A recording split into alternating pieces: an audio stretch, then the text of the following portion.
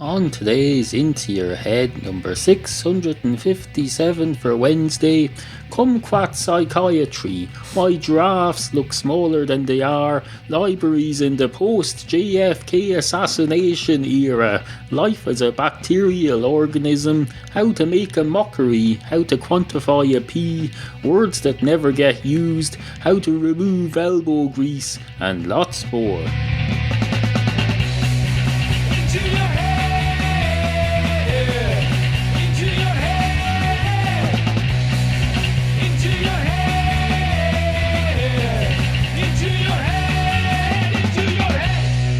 Monkey nuts, that's what they call them. They call them monkey nuts. Some of them call them monkey nuts. Others call them something else.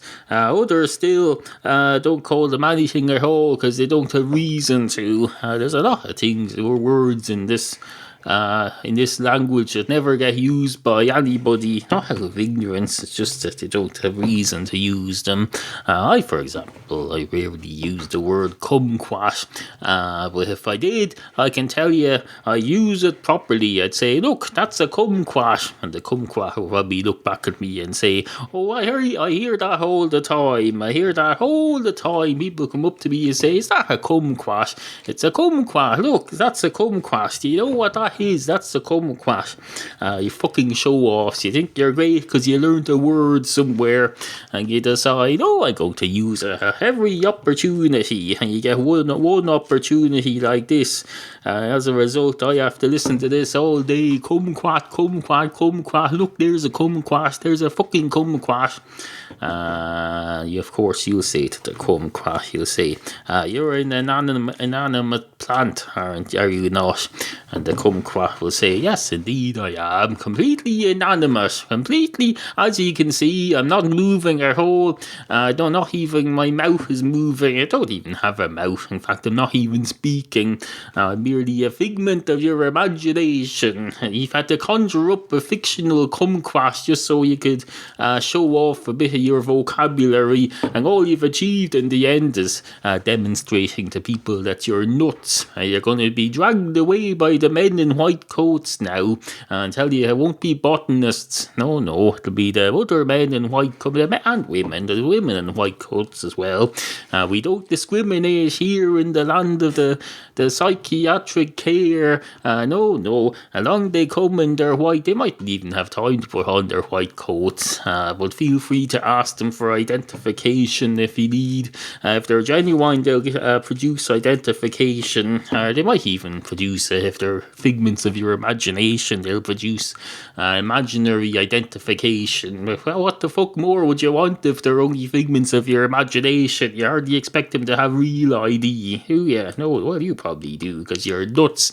You're nuts. You're listening to a fucking kumquat talking to you about you being diagnosed by a kumquat. If I were you, I'd get better health cover. You can't have a fictional plant in your head diagnosing your psychiatric problems, for Christ's sake. Luckily, you've stumbled upon one who's quite good at it. What if this was another situation, a different kumquat on a different day? I might have just told you, it's just a common cold. Just ignore it and go about your day. Have a hot lemon drink and a couple of paracetamols. Christ, you could be dead by now. No, take my word for it. You need to go and get yourself some proper medical attention. Now, I have to admit, I'm not really feeling it today. I'm in no mood to entertain or stimulate you, the listener.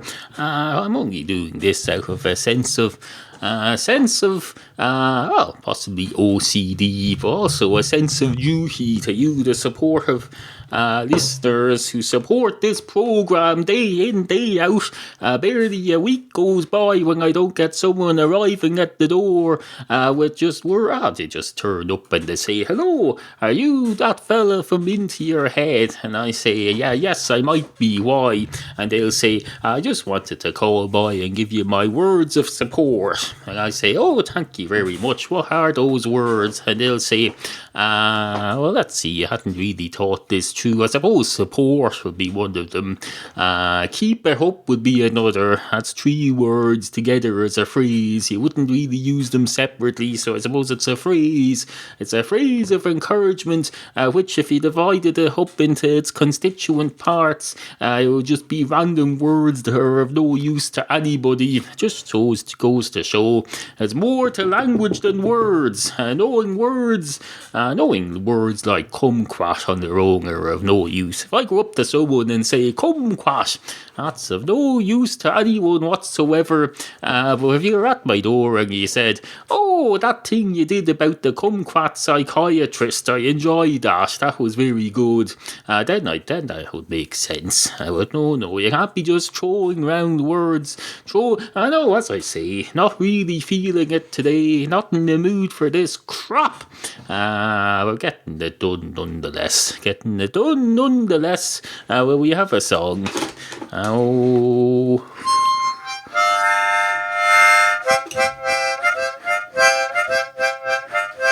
Oh, how the fuck do I operate this thing again?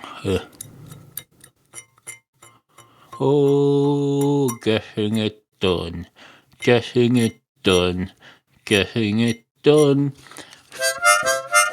Oh, getting it done. That bollocks. I can't sing and do the bindy thing at the same time until I practice it more and I've got better at it. I need to master the art of playing the bindy thing that Jerry from Southern California kindly sent me for my birthday. Anyway, we come back to that in due course. But no, getting it done.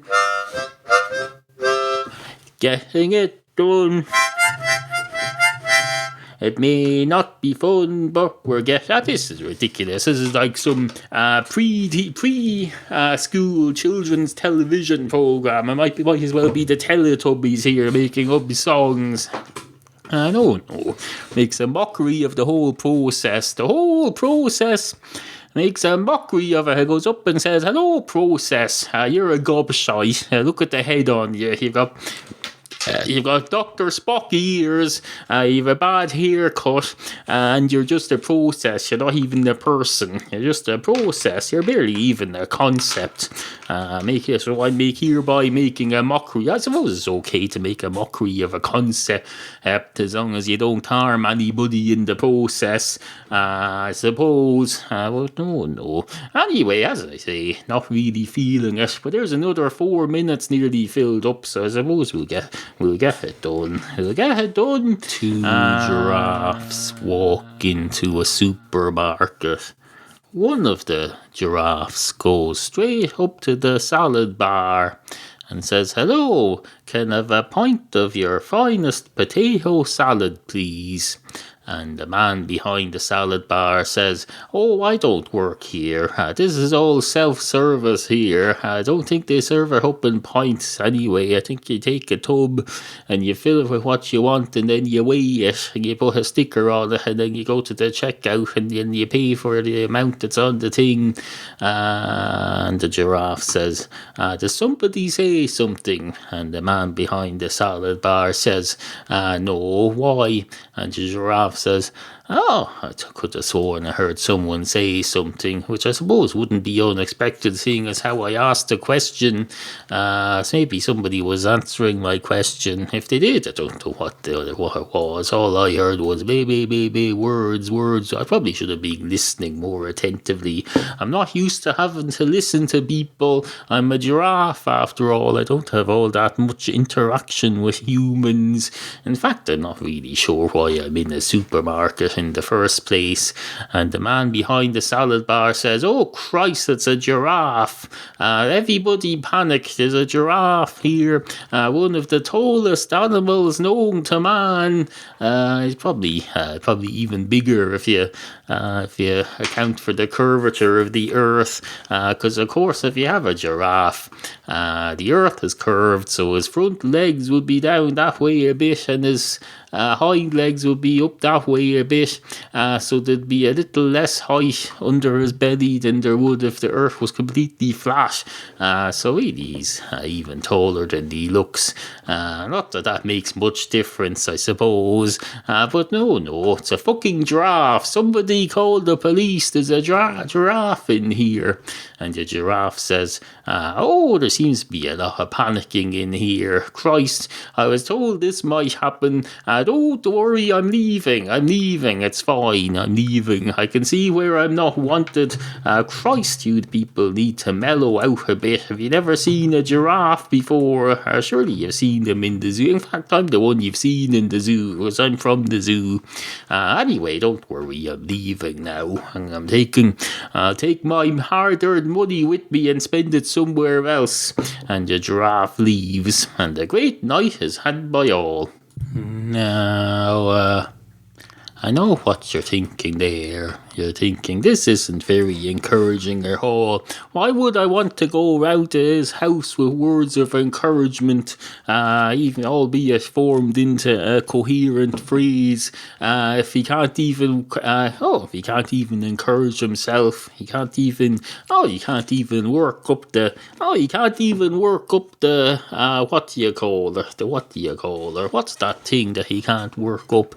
I can't even remember the word for it. When he's voicing me, I'm a fictional listener in his head, so he can't even work up a sentence ending for this thing that I'm supposedly thinking. That's what you're thinking. Well, relax there. Take a chill pill. It's not a problem. It'll be all the same in 100 years. We'll get going. We'll do a 2 cats walk into a bar story. That's what we'll do. 2 cats walk into a bar. One of the cats goes straight up to the bar counter and starts meowing like the clappers, just like a bell goes ringing like the clappers. You can meow like the clappers too. I presume you can anyway. And the man behind the bar says, "Is that a cat?" And the cat says, you mean over there? Yes, that's my friend. I'm a cat too, as it happens. Can I have a pint of your finest Guinness, please? And the man behind the bar says, "Are you trying to order from me?" And the cat says, "Yes, indeed I am. I'm not sure whether it's going very well. We'll see. I suppose whatever transpires over the next moment or two will be an indicator of how well I'm doing it. Although I have to say, I think my performance so far is being flawless, and any failing in this order won't be from lack of trying on my part." And the barman says, "Fair enough. Pint of Guinness, is it? I suppose you just want to lick the cream off it." And the cat says, "No, contrary to popular stereotypes, which shouldn't be popular at all, because stereotypes are not a good thing. They should be deeply unpopular. In fact, I think you'll find they are. Most people, if you ask them, they'll claim that stereotypes are a bad thing. So they'll claim that stereotypes are unpopular. Well, how do they exist then in the first place? It's a what do you call a paradox in a way, isn't it?" And the man behind the bar says, "Do you want 2 pints of Guinness or do you not?" And the cat says, "2 pints of Guinness, please. Thank you very much." And the man says, "Are you going to pay for it?" And the cat says, "Yes." And the man says, "When?" And the cat says, "As soon as you tell me how much, and ask me politely for the money. Have a bit of relax there. Take a chill pill, young barman. Relax and have a bit of respect. Don't be speaking to your fellow being like that. Have a bit of calm. You'll enjoy life a bit more if you calm down and don't be going round snapping at people like that." And the man says, "Give me your ID." And the cat says, "My ID is in a chip inside inside, just under my fur. If you scan me, you'll be able to see it." And the man behind the bar says, why would I have a cat scanning device on the premises?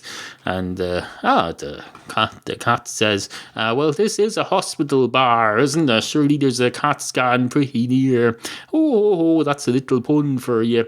And the man says, fair enough. You've earned your place here with your sophisticated medical equipment, CAT scan, veterinary identificator chip scanner pun. Well done.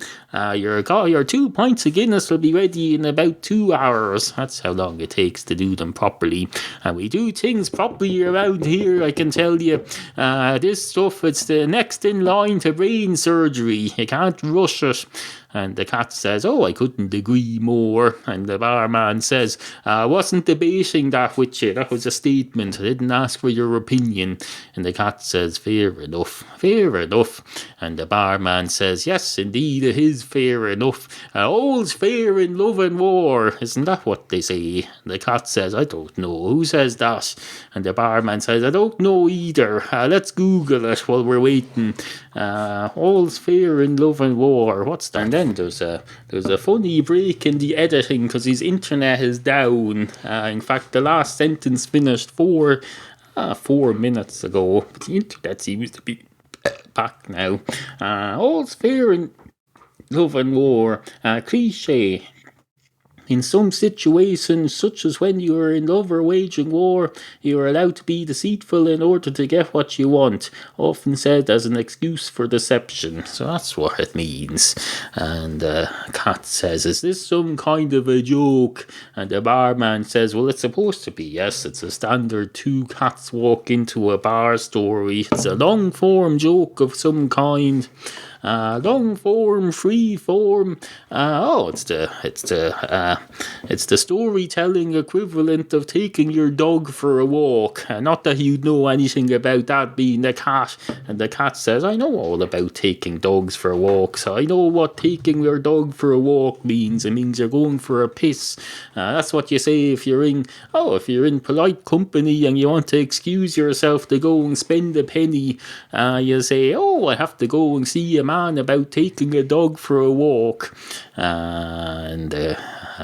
If anyone is, if the people near you, if the people in your company have any half sense of humour at all, and they're not all stiff-collared, stiff upper lip, whatever you call them, gobshites, they'll say something like, why do you need to go and see a man for your dog to have a piss? That's ridiculous. Just let your dog have a piss on it, or something like that. Anyway, I think this story has run its course, and the man behind the bar says, I don't think that's up to you or me. That's for the powers that be to decide. The powers that be, such as, for example, I don't know what the powers are be. Who are the powers that be in this situation? Well, I suppose whoever owns the lease on this building, for a start, whoever's telling the story, whoever's rattling their coffee cup like that, whoever's trying to think of what to do next, whatever. If it was just up to me, I'd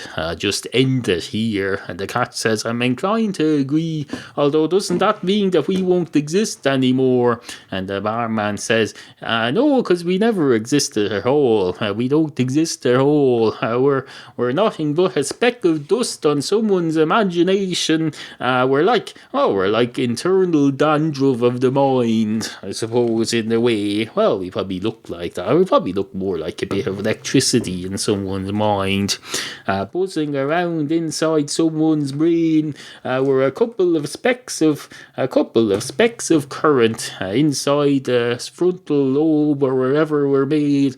That's so. Not that there's anything wrong with being a bit of current. Current is good. It's the past that's wrong. Past.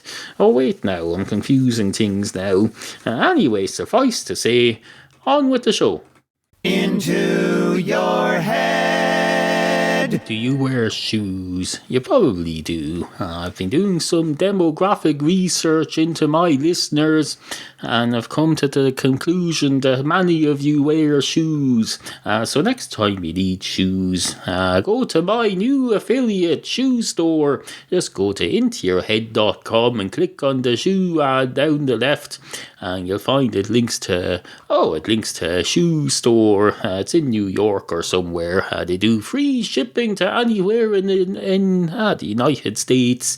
They have an easy returns policy of some sort. Basically, they sell shoes, and if you buy your shoes from them, I get a generous commission. It's absolutely fucking fantastic. So next time you need shoes, go to intoyourhead.com and click on the shoe ads down the left column. Absolutely fucking fantastic. Follow Neil at twitter.com/intoyourheadpod and pretend to like him at facebook.com/intoyourheadpodcast.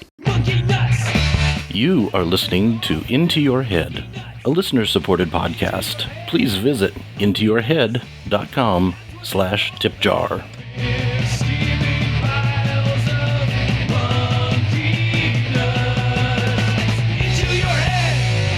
Two germs walk into a bar. One of the germs goes straight up to the bar counter and is promptly mopped away and squeezed into a bucket and pretty much drowns. The other germ decides, oh Christ, if that's the way it's going to be, I'm not hanging around here any longer. I can tell you, I'm going to skedaddle. I'm going to get the hell out of here. I know when I'm not welcome here. When my friend gets killed before he even gets up to the bar, that's when it's clear that you're not welcome. I can tell a place like this a mile off. I wish I'd been paying attention, but no, had to follow him, had to say, oh, you decide where we're going today, and he picks a place where you get killed. Fucking hell. And the germ heads for the door, heads for the hills, as they say. But no, in this instance, he was heading for the doors. Although being a bacterial size organism, probably felt like he was heading for the hills to him. A doormat was at least half an inch up off the main floor. He had to climb up that for a start. Or maybe he just, I don't know, pushed through the hairs like a jungle, so it was more like a jungle than a hill. Hard to know, really, from our point of view, what it's like from a bacterial organism's point of view, what it looks like. Anyway, he goes off out and is promptly walked on. Don't worry, he's not dead. He's not dead. And now he's just stuck to someone's shoe now. He's stuck to someone's shoe, and so begins a journey of many miles. Basically, he ends up on someone's bed. And he infects them with whatever disease he comprises. Next thing you know, he's living in someone's stomach. And he's basically killing them. That's what he's doing. He's killing them. And such is medicine. Isn't it fantastic? You can go 1 minute you're serving someone behind the bar. Next minute, one of your customers is a bacterial germ he's off killing someone who probably wasn't even one of your customers. Not much you can do about that, I suppose. It just goes to show there's some things that just don't bear thinking about. No point thinking about them at all. I'm sorry I talk about it at all now. I've never really talked about stuff like that before. It just came to me in a flash. Like that ad. What's that ad? Wipes out. There's an ad for Flash floor cleaner. Wipes out dirt in a flash. Mr. Flash. Mr. Sheen Flash Proper, whatever it's called, wipes out dirt in a flash, which we all know is a lie. Nothing wipes out dirt in a flash. It wipes it out in at least 10 hard scrubs of your elbow. You have to use elbow grease. First you have to wash your elbows and make sure there isn't any grease on them. Then you have to use what they call elbow grease, but what they really mean is power. More power to your elbow, as they say over here sometimes, which doesn't really mean anything in this context. But no, suffice to say, to prevent yourself getting killed by some bacteria who's been picked up on someone's shoe outside a pub and has ended up in your bed and then in your stomach killing you. Although it could be a benign bacteria, I suppose. Let's not be all negative. There's such a thing as benign bacteria. Oh, there's lots of things that are benign. I'd be quite happy to lick my finger now that's been touching the floor earlier, and I'd lick that, and probably there's a good chance that I won't die. We'll find out soon enough, I suppose. But no, you can't be too over the top about these things. There's such a thing as being too careful. You'd never leave the house if you were like that. No. Or you'd never enter the house. No one ever says that. You hear people say, if you're that careful, if you're too cautious, you'd never leave the house. No, there's a thing where you could be so cautious that you never enter the house. You never hear about that. You never hear about people who buy a house and just sleep out in the front garden because they're afraid to go inside in case they catch germs and the diseases that the builders left behind. Perfectly understandable. In a new housing estate, there's usually houses still being built nearby, and there's all sorts of mouses and things going around. That's why you get a cat. Anyway, on with the show. I present to you a piece of journalistic work of mine from several years ago, entitled "At least JFK had access to proper libraries." Many years have passed since Ronald Reagan stood on the steps of the library in Dallas, Texas, United States of America, and said, "Christ, how the hell could he have done it from that angle?" And yet, still, the mystery of JFK's death goes ignored, and it is assumed by all who get listened to that what's-his-name who later got shot did it. Now, I don't really care about any of that, but it strikes me that public libraries are far from the wonderful places that they could be. In my youth, a library was a place to which you rode your pedal cycle on a Saturday morning, books strapped carefully to your back carrier, and spend hours and hours joyfully browsing the magical scripts within. Nowadays, they're full of computers and videos, and lavatories and smart cards and all sorts of modern and hideous apparatus. If you tried to shoot somebody from a library nowadays, you would no doubt get caught on webcam by some geek who's busy talking online with a friend at the other side of the world. Not that there's anything wrong with that. I'm sure President Kennedy might have been with us to this very day had his alleged assassin been instilled by his parents with a healthy interest in the internet, rather than an uncontrollable tendency to get caught up in alleged conspiracies and assassinations. But the point is, it is assumed that something old cannot be made interesting unless it is replaced with something new. It has never occurred to anyone that instead of replacing the book with something modern and fancy like an electro book that they put on their iPodlet or wherever the Christ in hell they do nowadays, you could instead write a more contemporary book that is relevant to the people who you hope will read it. The Cat in the Hat, for example, could be rewritten in the light of the changes to pet-owning fashions that happened after the release of the movie Babe, and should feature a pig in a baseball hat wearing sports garments and footwear that were made in some far-flung hellhole by 5-year-old factory workers who are approximately the same age as the intended audience of the re-listenership readers. or it could at least feature a more modern hat. Now, I know what you're thinking. You're thinking, I could open up another window here and look at porn sites for a while, and if someone comes into the room, I could flick back to that crappy site with all the articles, except this is out of date now, as this is the audio version of this article, and they're none the wiser, and you'd be largely right about that. But the point is, any cat that is presented to our young people as a piece that inspires to become popular culture must be adapted to the fashions of the time.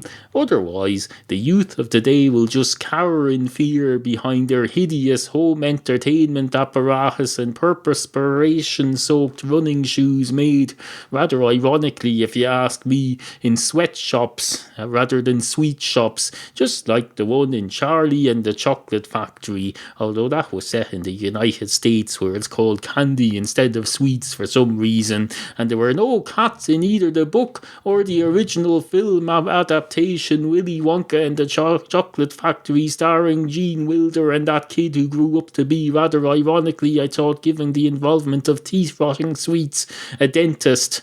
I'm afraid I have not seen the new version at time of writing, as it has only just been released here, so I cannot vouch for its cat contents or lack thereof. Furthermore, I hear that a newly found extra chapter of the book has just been published to raise money for charity, and based on my limited information, I must assume, until I know better, that there is a 50-50 chance of there being a cat in that. Furthermore, it was with amazement in their eyes that my audience in a local pub a couple of weeks ago at time of writing heard me explain that I have never seen the movie Pretty Woman.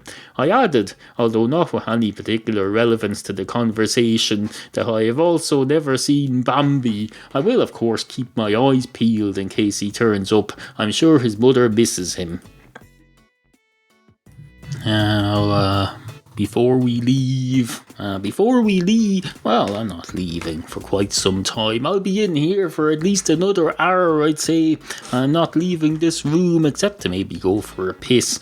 I could do a piss at the moment, even though I've had at least one piss during the show's recording already. But it's not about the number of pisses, it's about how much, the quantity and the mass and the details. It's a devil is in the details, as they say. He could go for a piss and just let out a couple of drops and need to have another one 5 seconds later. I suppose that's all up to me. But no, I do need to have another piss at some point. I'll have a piss at some point. Not that that's any concern of yours or nothing for you to worry about. Suffice to say, I'm going to need to urinate shortly, so I'll do it once I finish this closing segment here. I'll get up out of my I'll make damn sure to Christ as hell to press save first, and then I'll get up and I'll close the door over so no cat can walk on the frigging keyboard, and then I'll go over to the bathroom and I'll piss away. I'll piss the day away, and this time I'll do a proper job of it. I won't leave that room until it's all gone, until there's nothing left to give. I'm going to give the toilet bowl everything I have to give. Christ. As I say, not really feeling it today. Anyway, good morning. IntoYourHeadPodcast.com